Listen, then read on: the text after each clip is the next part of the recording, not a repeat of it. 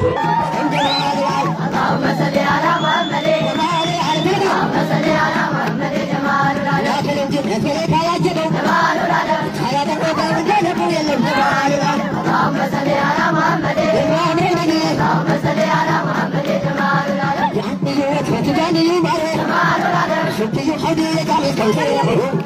اللهم صل على محمد اللهم صل على محمد جمال እንደነዚህ አይነቱ ጀማዓዎች ናቸው የሰለሙ ሙስሊም ወንድምና እህቶቻችንን አልሰለማችሁም፣ ለምን እንደኛ አይነት አቅል ያለው ሰው የማይሰራውን ስራ አልሰራችሁም ተብሎ አልዘለላችሁም፣ አልጨፈራችሁም፣ ወደዚህ መንገድ አልመጣችሁም ተብለው ነው እንግዲህ እየተወቀሱ ያሉት። እንግዲህ ፍርዱን መቼም ለንጹህ የአቅል የአእምሮ ባለቤቶች የምንተወው ይሆናል። አሁንም ሙስሊሙ በንቃት እምነቱን ከኪታብና ከሱና መያዙን ማረጋገጥ አለበት። ምክንያቱም እንደነዚህ አይነት ሰዎች ሙስሊሙ ውስጥ ሰርገው ገብተው የሙስሊሙን አቂዳ እምነት እያበላሹና እየበከሉ ይገኛሉ። ትክክለኛ አቅል ያለው ሰው በትክክል ማገናዘብ የሚችል ሰው እነዚህን ጀማዓዎች ቁርአን፣ ሐዲስ፣ ሌላ ማስረጃዎችን ሳይመለከት በተፈጥሮ ራሱ ያወግዛቸዋል። ተፈጥሮ ራሱ ያወግዛቸዋል። ይሄ ጀማዓ ነው እንግዲህ ሙስሊሙን ካልመራው የሚል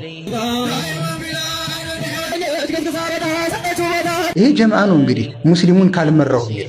ቆም ብለን እናገናዘብ። ነገሩ ግልጽ ነው። ነብዩ ሰለላሁ ዐለይሂ ወሰለም ግልጽ በሆነ መንገድ ላይ ነው ትተውን ይሄዱ።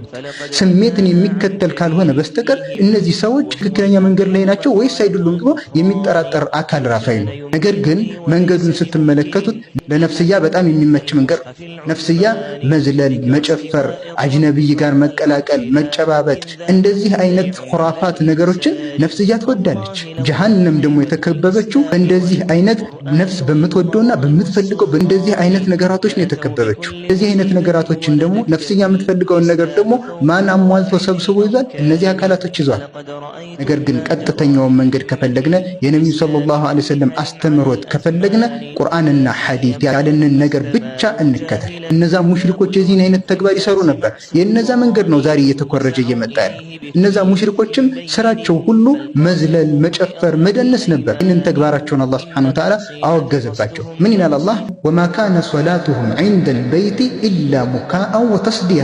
በካዕባ ላይ የሚያደርጉት ሶላታቸው ስግደታቸው አይደለም ማፏጨትና ማጨብጨብ እንጂ ይላል አላህ ሱብሓነሁ ወተዓላ። ዛሬ ማፏጨት፣ ማጨብጨብ፣ መዝለል የትኛው መንገድ ላይ እንዳለ የአቅል ባለቤቶች በደንብ አገናዝቡት። አላህ ሱብሓነሁ ወተዓላ እንዳወገዘባቸው እንደ ሙሽሪኮች የማይዘሉ የማይጨፍሩ አካላት ነብዩ ሰለላሁ ዐለይሂ ወሰለም አይወዱም። አላህ ሱብሓነሁ ወተዓላ ማጨብጨባቸውና መዝለላቸውን እንዳወገዘባቸው ሰዎች መዝለልና መጨፈር ደግሞ ነብዩን የሚወዱ ተደርጎ ነገሩ ተገልብጦ መጥቷል። ስለዚህ እየተጓዝንበት ያለውን መንገድ በደንብ በጥንቃቄ ልንመለከት ይገባል። በቀጥተኛዋ መንገድ ላይ ልንጓዝ ይገባል። ይህ ቀጥተኛ መንገድ ግልጽና ግልጽ ነው።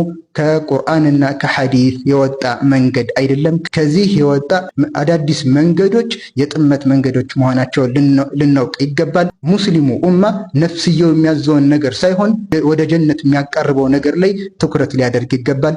ወሰላሙ አለይኩም ወረሕመቱላሂ ወበረካቱ። ትክክለኛ ፍቅር፣ እውነተኛ ወዳጅነት ጥቅም ላይ አይመሰረትም። ጥቅም አለመኖሩም ያንን ግንኙነት አያፈርሰውም አያበላሸውም ይላሉ ኢብኑ ሒባን ረደቱል ዑቀላ በሚለው ኪታባቸው ላይ። ወዳጄ የሆኑ ሰዎች የሉም ምንም ቢያደርጉልን የፈለጉትን ነገር ቢያደርጉ ዱንያን እጃችን ላይ ቢያስቀምጡ እንኳን ልባችን የማይቀበላቸው የማይወዳቸው ሰዎች የሉም። አንዳንድ ሰዎች ደግሞ አሉ ለልብ በጣም ቅርብ የሆኑ ምንም ቢያደርጉ ምንም ቢፈጽሙብን በመጋዝ እንኳን ቢገዘግዙን ለነሱ ያለን ፍቅራችን መቼም አይቀንስም። ሁሌም ለነሱ ያለን ውዴታችን ይጨምራል እንጂ አይቀንስም። የአላህ ስራ እንግዲህ እንዲህ ነው። ለልብ ለየት ያለ ሚስጥርን ሰጥቶታል። ብዙ የማይገለጹ ስሜቶች አሉ። ብዙ ትርጉም የማናገኝላቸው ልባችን ላይ ያሉ ብዙ አይነት ስሜቶች አሉ። ይህ ሁሉ የአላህ ስራ ነው። አልሐምዱሊላህ አላህ መልካም ልብ ስለሰጠን የሚወደድ ልብ ስለሰጠን አላህን እናመስግነው። መወደድ የአላህ ተባረከ ወተዓላ ትልቅ ስጦታ ነው። ልብ ሲወድ ንጹህ ይሆናል። ልብ ሲወድ መልካምን ያስባል። የሚወደድ ልብ ለሰጣችሁ ሰዎች አላህን አመስግኑ። ከአላህ የሚገኝ ትልቅ ስጦታ ነውና አላህ ያስደሰታችሁ ይላል። ሱሐቦች አድርገውታል፣ አላደረጉትም። አላህ ያፈዘክ፣ እኔም አላደርገውም። በቃ ይሄ ነው መዳኛ ማለት ነው። ለምን የሚድነው እኔና ሷሃቦቼ የሄድኩበት መንገድ ላይ ይሄድ ነው ተብሏል። ማንኛውንም ወደ አላህ ያቃርበኛል ብለህ የምትሰራው ስራ በአጠቃላይ ከቴክኖሎጂ ጋር አያያዝም፣ ከዱንያ ኗኗር ጋር አያያዝም። ዒባዳ ከአላህ ጋር የሚያገናኝ ነገር በአጠቃላይ ነብዩ ካደረጉት ነብዩ ካዘዙበት ሷሃቦች ሲያደርጉት ከነበረ ታደርጋለህ። ካላደረጉሳ የሲዑኒ ማ ወሲዐሁም እነሱን የበቃቸው። ምክንያቱም ሷሃቦቹን አላህ ረዲየላሁ ዐንሁም ብሏል። እንደነሱ ያመነ ጀነት እንደሚገባ ተናግሯል። ፈኢን አመኑ ቢሚስሊ ማ አመንቱም ቢሂ ፈቀድ ኢህተደው። እንዳውም ሷሃቦችን የኻለፈ የሷሃቦችን መንገድ ትቶ ሌላ መንገድ የተከተለ ጀሃነም እንደሚገባ ተናገረ። ምን አለ? ወመን ዩሻቅቅ ረሱለ መልእክተኛውን የተቃረነ ሚን ባዕድ ማ ተበየነ ለሁል ሁዳ ቅናቻው መንገድ ከተገለጸለት በኋላ ወየተቢዕ ገይረ ሰቢሊል ሙእሚኒን ከአማኞች ከሷሃቦች መንገድ ውጭ የተከተለ እንወሊሂ ማ ተወላ ወደ ሾመበት ሾመዋለሁ አለ አላህ፣ ወደ ዞረበት አዞረዋለሁ አለ። ወኑስሊሂ ጀሃነም አስገባዋለሁ አለ። ወሳአት መሲራ መንገዱ ምንኛ የከፋቸው ይቻላል። ይሄን ሁሉ ስነግረህ ሙምኪን ሙሐደራ ላይ ፈለግኩት መልስ የፈለግከው ነው አንተ። ወላኪን ያ አኺ ወላሂ ነገራቶች ልክ አንተ እንደሚያስጨንቅ ብዙ ሰው ተጨንቆበታል። ነገር ግን ስንማር እንደርስበታለን። እንማር ቁጭ ብለን መዳኛችን ይሄ ነው። ነብያችን ሰለላሁ ዐለይሂ ወሰለም መጨረሻ አኺረት ዘማን ላይ ፊትና እንዲመጣ ተናግረዋል። ፊትና በሚመጣ ሰዓት ተናጋሪ ከሚገድለው የበለጠ ነው አደጋው አሉ። ተናጋሪ በአፍ የሚናገረው በአሁን ሰዓት የሆነ ኦሮሞ አማርኛ ሲፈላለጥ ያየ ነው አይደል? ትግሬ፣ ሶማሌ፣ አፋር ሲፈላለጥ ያየ ነው አይደል? እዛ ቦታ ላይ የሚናገረው አካል በእጅ ሙባሸራ ከሚገድለው ይከፋል አሉ። አደጋ ነው በጣም። እዛ ቦታ ላይ ነብያችን ሰለላሁ ዐለይሂ ወሰለም ዕውቀትን መሰብሰብና ያዙ ማወቅ፣ ከብዙ ግርግር ቦታ ላይ መነጠል እና እነዛ አንተ ያልካቸው ሙስሊሙ ተለያይቷል የሚለው ሙስሊሞች ተለያይተዋል። ወላኪን ነብዩና ሷሃቦች ያሉበት መንገድ ላይ ያለው ማን ነው? መለኪያ ይሄ ነው የሚሆነው። አንተ ያልካቸው ሰዎች ክርስቲያኖች የሚያሰልሟቸው ከክርስትና የሚያሰልሟቸው ሰዎች አልሰለሙም ያለው አካል አቡበከር ይባላል። ምን ከዛ ቡድን ነው አይደለም። ነገር ግን በራሱ አንደበት ያለው ንግግር አለ። አንድ ሐዲስ አለ ነብዩ ሰለላሁ ዐለይሂ ወሰለም ብለዋል ከተባለ አለ ሰነዱ ትክክል ቢሆን አለ ዘገባው ሰነዱ እንግዲህ አማርኛ ነው። ሰነዱ ትክክል ቢሆን አለ ዘጋቢዎቹ ثقة ታማኝ ቢሆኑ አለ ነብዩ እንዳሉ ቢረጋገጥ ማለት ነው።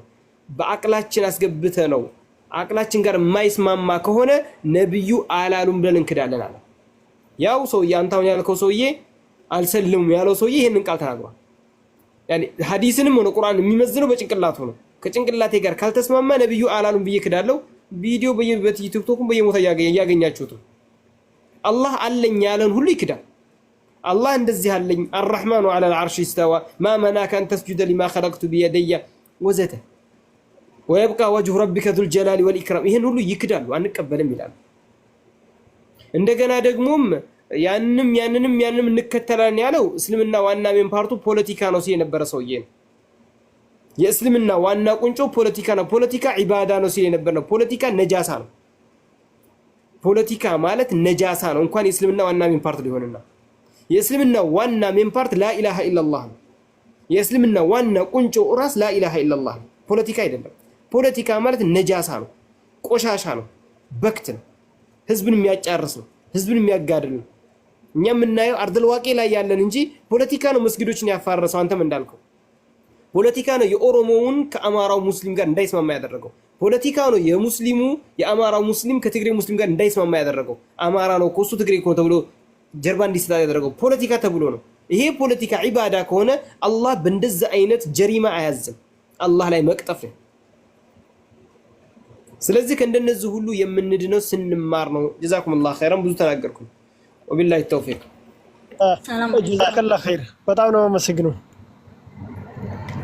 መሽኩር ሀቢቢ። አፍወን በቃ እኔ ወርዳለሁ። ሌሎቻችሁ ካላችሁ ግን መርሐባ። አቡ አብደላ ይሰማም እንዴ? ሰላም አለይኩም። ናም አለይኩም ሰላም ወራህመቱላህ። መርሐባ።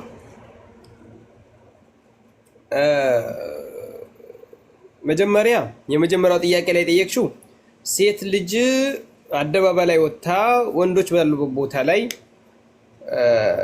ንጽጽር የሚባለው ማለት ይቅርታና መከራከር ትችላለች። እንደሆነ አማርኛው እንደው አጣር እናድርገውና ማስተማር ሳይሆን የሚባለው መጨቃጨቅ መከራከር ስላለች እንዴ ነው አይፈቀድም። ላ እውቀት ካለ በመጽሐፍ አይፈቀድም። ትክክል አይደለም። ሀያዋንም አይደግፍም። የሴት ልጅ አደቧንም የሚያዝ አይደለም። ሴት ልጅ በእንደዚህ አይነት ቦታ ውስጥ የሷ ስራም አይደለም። ምክንያቱም አላህ Subhanahu Wa Ta'ala ለመረጃ ወቀርነ ፊ ቡዩቲኩና ይላል። አልቀራር አንድ ሴት ልጅ በሚዲያ ላይ የምትወጣ ከሆነች ያንን ወቀርነ የሚለውን ተቃረነ ማለት ነው። ተቃራኒ ሄደ ማለት ነው። ምክንያቱም አላህ ሴቶችን ያዘዘው እቤትሽ ተቀመጪ የሚለው ነው። ይሄ ሚዲያ ላይ መውጣት ደግሞ የመቀመጡ የቤት መቀመጡ ተቃራኒ ነው የሚሆነው። አይ በስልክ እኮ ነው ያው ነው። በአካል መውጣት በስልክ መውጣት ያንኛውን ነቅድ ያደርጋል። ይሄንን ከኔ በተሻለ መልኩ በደንብ ኡስታዝ አህመድ አደም በደንብ አብራርቶታል ብዬ አስባለሁ። ኡስታዝ አህመድ አደም በዚህ ጉዳይ ላይ በደንብ ፍጥር አድርጎ ተናግሯል። ያላችሁ ካላችሁ ላኩላት በደንብ እንዲያብራራላ እኔ እንድሰማው ማለት ነው። በዚህ ጉዳይ ላይ አሉ የሚናገሩ ወቶች እናቃለን። ፊታቸውን ተከፍተው የሚቀመጡ እንዳቃለን። ብዙ ወንድሞች ባሉበት ቦታ ላይ ወንድ ጋር ክትክት ተካሻ የሚላኩቶች እናቃለን። ባጭሩ ፉንጋ ናቸው እነዛ ብዬ ነው የማውቀው ነው። እነዛ በወንድ ጋር በሚዲያ ላይ ወንድ ጋር የሚሟገቱ ሴቶች ፉንጋ ናቸው። ፉንጋ ያሉ ደግሞ ያረለሁ ዑመር ኢብኑ ኸጣብ ነው ረዲየላሁ ዐንሁ ያንን ያለው አቅበህ ኒሳኡኩም السلفع ይላል።